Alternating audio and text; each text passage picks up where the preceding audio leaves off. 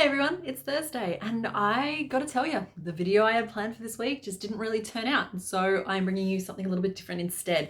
Given that my video didn't turn out and the only other project I really had working on at the moment that's kind of ready to go is the Fluttershy I'm making, I thought I would sort of show you how I arrived where I arrived with that.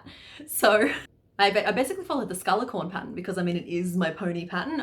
So I created this pony pattern a really long time ago, and I will show you a picture here of some of the first ponies I made with it.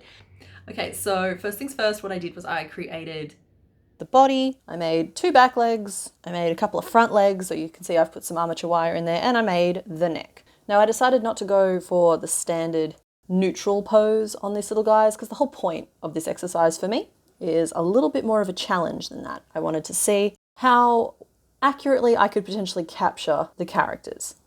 So you can see here that I've sketched out some of the extra pieces that I'm going to need to sort of make for this particular project. And you can see here in the head shape, I've drawn this very round shape with a very distinct nose patch. So pulling Skullicorn into frame here for a second, you can see that she has a very blunt nose, a very horse-shaped head. Now, during this video, I did advise that if you do it up the other way, you do get a more little pony face. However, I did want to sort of push even further in that direction. And so what we did is we just created that. So that is our head piece. Right, so I also made up the ears using the Standy Pony pattern because they were already pretty spot on. So there we've got our ears as well.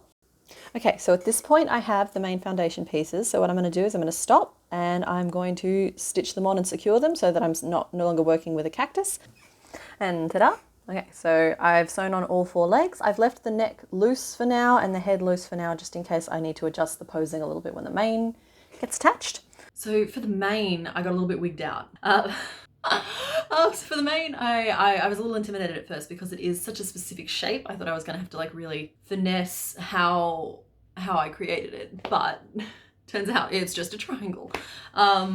Yeah, it turns out it's a triangle, just a long one. So we made 2 long triangles with a little bit of wire inside, and we were able to sort of bend that into the shape that we wanted it to be. And for the tail, I actually ended up making basically the Skullicorn tail, but I added a few extra rows here and there to help sort of make it a little bit longer and give it a lot more volume, because Fluttershy's whole thing is she's got this long floofy tail. You can see here why I haven't attached the ears yet, and that is because I knew that the ear would probably have to relocate slightly when the hair came along, or the mane came along. Now the eyes I struggled with a little bit. So usually with eyes, I just use safety eyes. It's the easy way out. I'm not very good with the really tiny little itty bitty things. Way better with big things. The eyes, I have been inspired recently by a number of people I've seen on Instagram and on YouTube, and I wanted to see if I could create something that looked a little bit more accurate. And so I got my 2mm hook out and I got some embroidery thread out, and I had a real go at it. The eyelashes turned out better on one side than the other, but I'm actually pretty pleased with how they managed to turn out, and I know that if I just keep practicing, I'll get a little bit better with those. I don't know if that's showing up on camera, but I basically just took the opportunity to stitch on the nostrils and the mouth while I'm assembling the head, just because any sort of fine detail work, not that I'm great at it, the fine detail work will be a lot harder once she's attached to the rest of her body.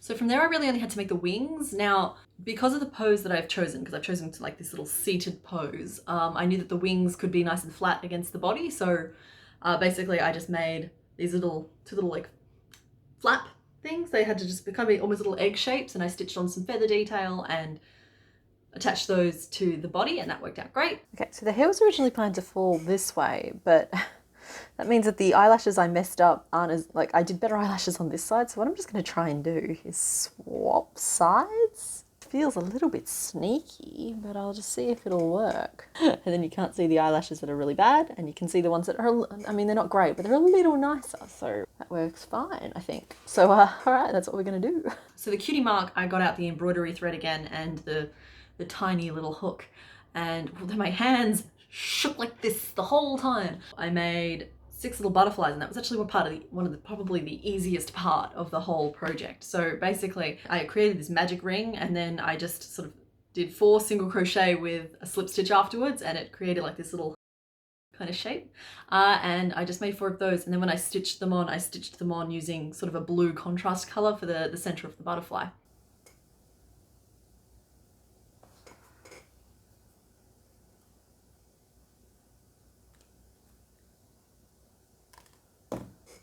There we go.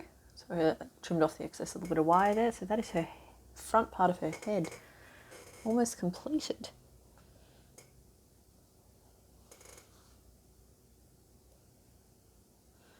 Right, so I think the next thing I'm going to do is just attach this neck, which was just a standard neck.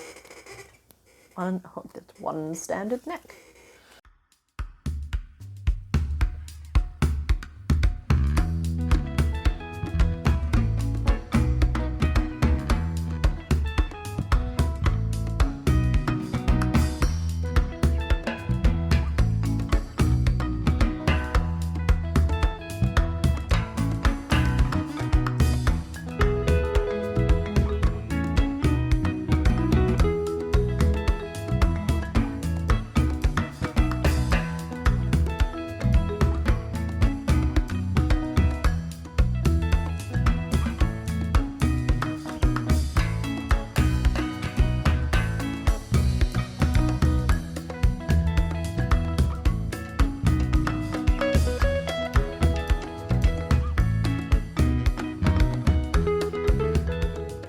So yeah, finally after it was all sewn together, we have our little Fluttershy. Now, I am already working on rarity just because, like I said, it's one of the challenges that I've set myself with all this free time between Halloween and Christmas, right?